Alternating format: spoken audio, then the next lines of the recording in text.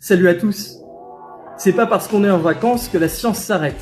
Alors aujourd'hui, on va essayer de comprendre le point commun entre un os de seiche et un sous-marin. Tout d'abord, la seiche est classée dans la même catégorie que les pieuvres, les calmars ou les nautiles. Tous ces animaux sont des invertébrés. Ils n'ont pas de squelette. De plus, la seiche a 10 tentacules, qui sont aussi appelés des bras. Elle a également des pupilles en forme de W pour mieux capter la lumière dans son environnement très sombre. Elle peut également projeter un filet d'encre pour se protéger de ses ennemis.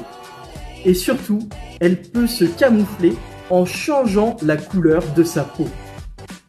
Mais intéressons-nous à cet os de seiche. Si vous m'avez bien suivi, vous savez que ceci n'est pas un os, puisque la seiche est un invertébré, elle n'a pas de squelette. En réalité, ceci est un sépion, une partie de la coquille interne de la seiche. Ce sépion est utilisé comme un ballast dans les sous-marins. C'est ce qui permet de flotter ou de couler. Ceci est dû à des gaz qui sont emprisonnés à l'intérieur et qui peuvent être compressés ou décompressés. Comme on peut le voir ici, il y a plusieurs couches du même matériau. Et c'est entre ces couches qu'il y a le gaz.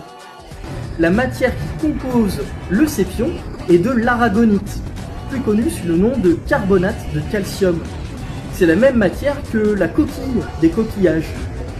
J'espère que cette vidéo vous a plu, alors n'hésitez pas à laisser un commentaire ou un sujet pour une prochaine vidéo, et on se retrouve pour plus de contenu scientifique.